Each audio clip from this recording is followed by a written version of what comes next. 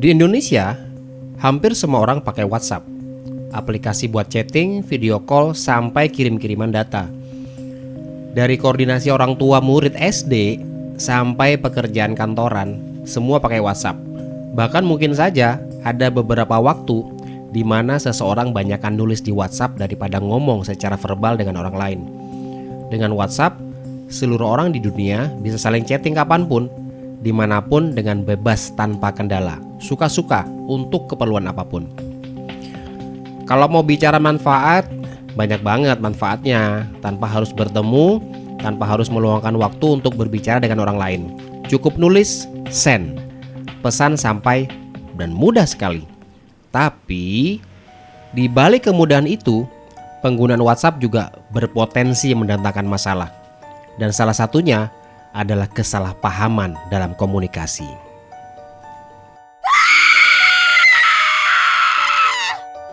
Mari kita membahas fenomena ini dari sisi model komunikasi.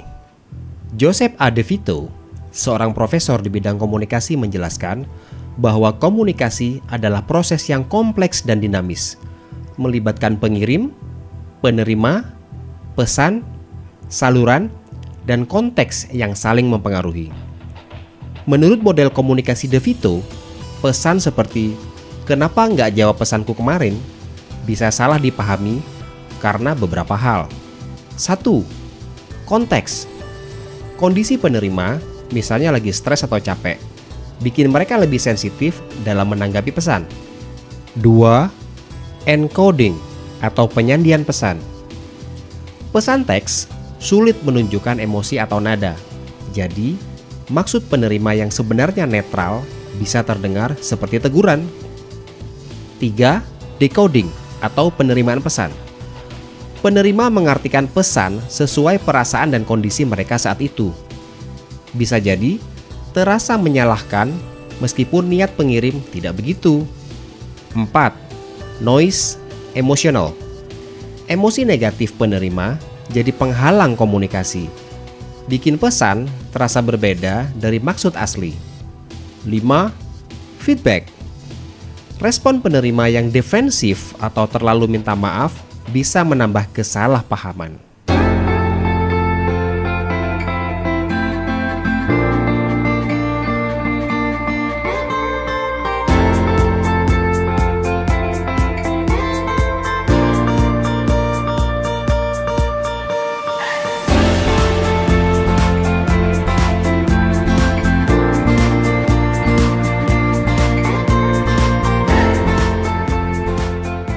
Ilmu komunikasi seru banget kan? Nah, sekarang yuk kita berkenalan dengan salah satu teori dalam komunikasi. Teori tersebut adalah Social Information Processing Theory atau SIP Theory dari Joseph Walter. Teori ini membantu menjelaskan mengapa dan bagaimana orang bisa beradaptasi dengan keterbatasan komunikasi digital untuk menciptakan pemahaman yang lebih mendalam meskipun tidak ada isyarat nonverbal seperti dalam komunikasi tatap muka. Teori ini mengajukan bahwa komunikasi melalui media digital membutuhkan waktu lebih lama untuk membangun kedekatan dan kejelasan, karena kita perlu mengganti isyarat nonverbal dengan petunjuk-petunjuk lainnya seperti diksi, gaya penulisan, dan emotikon. Konsep utama Social Information Processing Theory dalam kasus WhatsApp. 1. Adaptasi komunikasi dalam media teks. Menurut SIP Theory, meskipun komunikasi digital memiliki keterbatasan, pengguna bisa secara bertahap beradaptasi dengan memanfaatkan petunjuk lain yang tersedia dalam teks.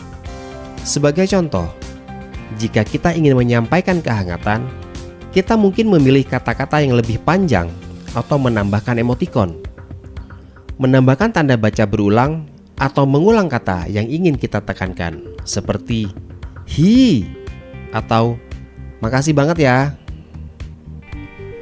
2. Proses pengumpulan informasi dan interpretasi pengguna media digital. Seperti WhatsApp, mengumpulkan informasi secara bertahap dari komunikasi yang berulang. Karena itu, Setiap pesan yang masuk menjadi bahan tambahan untuk memahami konteks lebih baik. Jika dalam komunikasi awal pengguna kurang memahami gaya pesan seseorang, seiring berjalannya waktu, mereka akan membangun pemahaman yang lebih baik berdasarkan pada komunikasi sebelumnya. 3. Isyarat sosial melalui teks.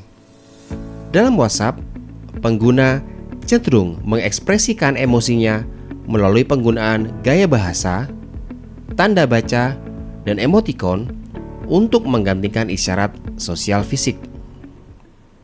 Namun, ini juga menyebabkan salah persepsi jika penerima tidak memiliki informasi atau pemahaman yang cukup tentang konteks atau gaya pengirim.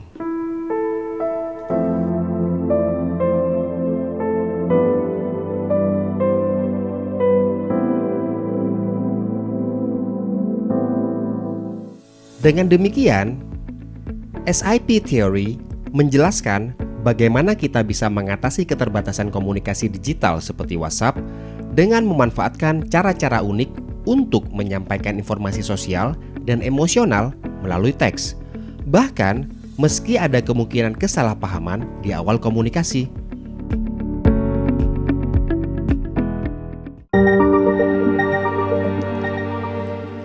Terakhir, kita akan membahas fenomena WhatsApp ini dengan perspektif komunikasi. Dan yang paling mendekati adalah perspektif interpretivisme. Komunikasi dipahami sebagai proses di mana makna dibentuk melalui pengalaman subjektif dan konteks pribadi setiap individu. Dalam kasus pesan WhatsApp ini, interpretivisme akan melihat bagaimana penerima mengartikan pesan "kenapa nggak jawab pesanku kemarin?" sesuai dengan pengalaman, perasaan, dan situasi yang sedang mereka alami saat itu. Konteks subjektif. Interpretivisme menekankan bahwa pemaknaan pesan sangat dipengaruhi oleh situasi emosional atau kondisi penerima pada saat pesan diterima. Misalnya, jika penerima sedang mengalami hari yang buruk atau dalam keadaan sibuk, mereka mungkin memproses pesan dengan lebih sensitif, sehingga membaca pesan tersebut sebagai teguran atau kritik, meskipun pengirim tidak berniat demikian. Pembentukan makna. Perspektif interpretivisme mengakui bahwa makna tidak hanya terkandung dalam kata-kata, tetapi dibentuk oleh pengalaman pribadi. Misalnya, mungkin penerima memiliki pengalaman sebelumnya di mana pesan serupa disampaikan dengan nada marah, sehingga asosiasi tersebut mempengaruhi bagaimana mereka menafsirkan pesan saat ini. Noise emosional sebagai konstruksi subjektif. Dalam interpretivisme, noise emosional dipahami sebagai hal yang dibentuk oleh pengalaman unik seseorang. Noise ini menjadi lensa yang membentuk cara seseorang menafsirkan pesan, sehingga penerima mungkin mendengar kritik atau teguran dalam pesan yang sebenarnya bernada netral. Interaksi dinamis antara pengirim dan penerima. Perspektif ini melihat komunikasi sebagai proses kolaboratif. Makna tidak sepenuhnya ada dalam pesan yang disampaikan oleh pengirim, tetapi diciptakan bersama oleh pengirim dan penerima. Interpretivisme menekankan bahwa komunikasi yang efektif bergantung pada pemahaman bersama, yang dalam teks sering sulit dicapai karena keterbatasan nada dan bahasa tubuh.